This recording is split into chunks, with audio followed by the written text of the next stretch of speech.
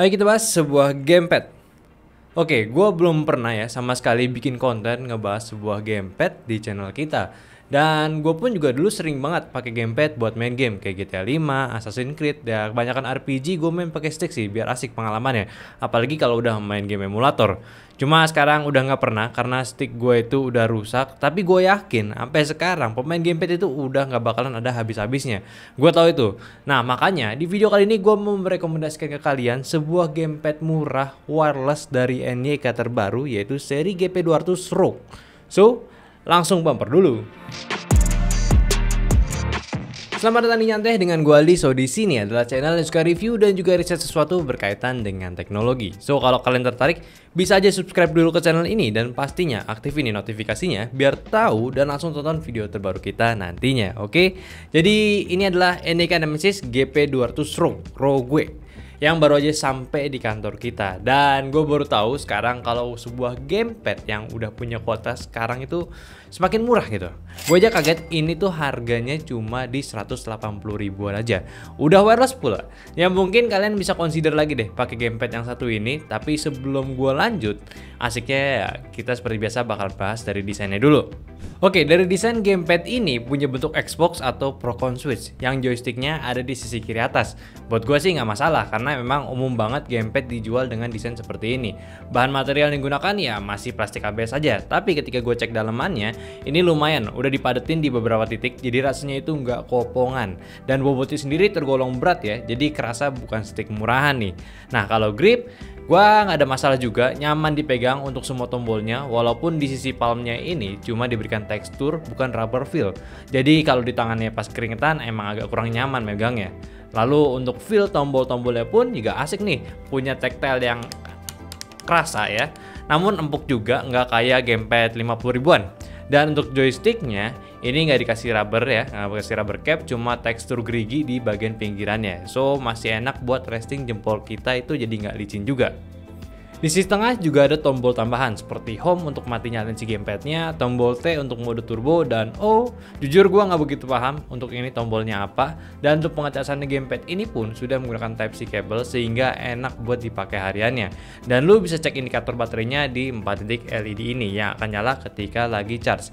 Ya ini bakalan banyak fungsinya sih untuk si LED-nya. Di paketannya simpel banget, lo cuma bakalan dapat kabel USB to Type-C dan sebuah manual guide berbahasa Indonesia. Tapi yang gue sebelin dari manual guide-nya ini, penjelasannya itu aneh banget, jujur. Ini malah nggak jelas gitu lebih tepatnya. Jadi nanti gue bakalan share gimana cara pakainya si gamepad ini, oke? By the way, warnanya ada 3 pilihan. Yang gue punya di sini ada warna kuning dan juga warna hitam. Satunya lagi warna putih.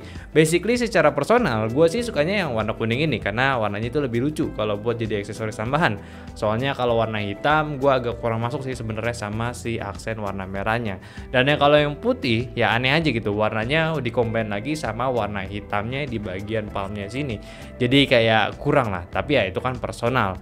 So dari desainnya sendiri, untuk yang hampir udah nggak pernah megang gamepad buat main gamenya ya, gue sih nyaman aja pakainya, nggak kerasa murahan, masih kokoh juga build quality-nya dan pengalaman pencetannya itu asik juga. Bahkan untuk tombol trigger-nya sendiri ini udah enak suspensinya ya, gue sih nggak ada masalah, apalagi udah pakai wireless pula, jadi nyaman banget buat main gamenya. Nah, sekarang ngomongin performa si GP200 ROG ini. Ini bisa dihubungkan ke banyak device ya si gamepadnya. Laptop, PC aman, udah bisa direct input, X input, lalu smartphone bisa juga, sama tambahan konsol untuk Nintendo Switch sama PlayStation. Namun untuk yang wirelessnya, sayang untuk PlayStation belum available. Dan kalau kalian tanya nih, buat PS4 atau PS5 bisa atau enggak, ya gue kurang tahu karena gue belum coba. Ya cuma yang pasti PlayStation 3 bisa pakai kabelnya untuk si NYK ini. Performanya asik. Untuk yang kabel tinggal colok aja langsung bisa pakai, dan untuk wirelessnya juga nggak ada latensi pula saat gue tes. Aman banget buat PC ataupun smartphone, dan gamepad ini juga udah ada vibratornya juga. Ya sebutannya apa ya vibratornya? Pokoknya penggetarnya lah.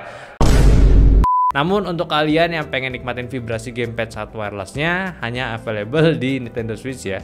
Kalau kalian mau PC ataupun laptop ya kalian perlu colok kabelnya. Paling yang gue notice juga nih saat penggunaannya, layoutnya di sini agak ketuker nih. Kayak X sama A ini sama-sama ketuker dan Y sama B ketuker. Ya bukan masalah banget sih, lu kan tinggal bisa remapping lagi dari game yang lu pengen mainin. Dan ya selanjutnya harusnya udah aman aja. Oke, buat kalian pengen pairing si gamepadnya ini ke PC ataupun komputer yang untuk pertama kali, nah pencet home secara bersamaan sampai dua LED ini blinking secara cepat. Habis itu di settingan Bluetooth-nya lo add device, add Bluetooth, dan lu pilih ini Xbox wireless controller. Oke, ini udah ke connect ya. Lu pencet down aja dan di sini lu bisa lihat, nah dia udah bisa nge-highlight tombol-tombolnya ya. Udah berfungsi dan lu tinggal main game. Nah, kalau misalnya lu pengen connect ke smartphone ataupun ke Nintendo Switch, tinggal pencet home aja sama FY. Nanti yang blinking itu bakalan satu LED atas saja. Jadi beda untuk ke komputer sama ke smartphone, oke? Oke, di sini gue bakal kasih tahu gimana cara penggunaan mode turbo pada NEK Nemesis GP200 ROG. Ini simpel aja, ketika lo udah pairing ke laptop ataupun komputer lo atau mungkin device lain, lo tinggal pencet aja tombol T yang ini dan lo pilih salah satu tombol yang mau dijadiin mode turbo. Contohnya gue mau tombol A ini, lo pencet aja tek gitu. Nah, dia bakalan ubah ke mode turbo. Kelihatannya kayak nge-glitch, tapi sebenarnya enggak. Dia itu lagi tap gitu. Simple banget kan penggunaannya. Dan kalau lo mau nonaktifin lagi, tinggal tahan pencet T dan pencet A lagi. Nah, tapi bisa. Nah, kayak gitu. Nah, dia bakal normal lagi, kayak pencet aja, nggak pencet kayak berkali-kali. Kalau berkali-kali secara manual seperti ini gitu. Jadi asik kalau misalnya lu mau kayak pencet tab-tab yang banyak, oke? Nah, untuk pengaturan vibrasi pada si gamepad ini ya, walaupun lu cuma bisa setting di kabelnya aja untuk di PC, ini simple aja. Ketika lu udah nyalain dan connect ke device lu secara kabel, lu tinggal pencet keempat tombol ini aja secara bersamaan. Nah, dia bakal berubah tuh tingkat vibrasinya dari lemah, sedang, sampai tinggi. Ini yang pertama, ini yang kedua, ini yang tertingginya. Nah, seperti itu, simple banget. So, itu sih yang gue tahu untuk pengaturan di gamepadnya. Gak susah sebenarnya, cuma memang dari manual guide-nya. Mungkin ini jadi catatan penting untuk NEK. Mungkin bisa diubah sebelum produknya disebar lagi, atau mungkin bisa diberikan catatan pada website atau enggak toko-toko yang menjual si gamepad ini. Karena ya memang agak sulit nih kalau memang kalian ini atau enggak kayak gue nih contohnya belum pernah pakai gamepad lagi. Mungkin kalau gue ya bisa aja dengan mudah ngontak kalian ke orang-orangnya ini langsung cara pakainya kayak gimana. Tapi kan pastinya buat customer kalian nih yang udah beli akan kesulitan pastinya. Ya setidaknya ya untuk video ini udah dijelasin lah cara pakainya. Next, untuk baterainya, ini memiliki kapasitas di 600 mAh. Dengan pengecasan yang terbilang lama, membutuhkan kurang lebih 2 jam untuk penuhnya dari kosong. Namun penggunaannya sendiri bisa tahan lama nih, hingga 10 jam. Dan sejauh gue pakai, ya memang baterainya ini irit banget, nggak boros. Belum ngecas lagi juga dari awal gue langsung penuhin si gamepadnya.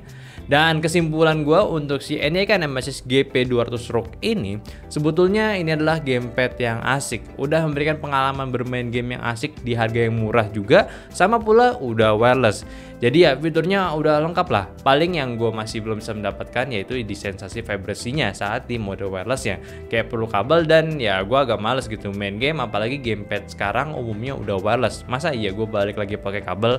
Tapi ya udahlah. Setidaknya secara dasar gamepad ini udah berfungsi dengan baik, joysticknya aman, gak ada yang mencong juga. Paling yang ada perlu diatur di bagian tombol-tombolnya ini aja biar mendapatkan feel yang asiknya. So buat stick 180 ribuan ini gue sih bisa banget nih merekomendasikan ke kalian yang ingin main game yang mungkin gak seru nih kalau pakai keyboard ataupun pakai mouse gitu. Yang mungkin lu juga bisa nostalgia lagi balik ke zaman PS2 atau PSP yang pakai emulator gitu. Lumayan nih bisa main game Harvest Moon dan deketin si Popuri lagi gitu ya. Ya veteran paham lah harusnya gitu ya. Oke, mungkin itu aja dulu pembahasan gue dari NEK Nemesis GP200 ROG. Share video ini juga ke teman kalian yang lagi butuh gamepad ya buat main gamenya. Dan jangan lupa juga kasih pendapat di kolom komentar atau nggak mau nanya-nanya seputar si gamepad ini, silakan aja. Gua nggak terlalu ahli soal gamepad, tapi kalau kalian mau nanya soal ini silakan banget. Dan yang terpenting, aktifin notifikasi dulu sama follow juga sosial media kita di Instagram Nyandote, follow IG pribadi gua di Aldianotes, dan join juga Discord kita yang linknya ada di deskripsi. So sampai jumpa di video nyantai selanjutnya, bye bye.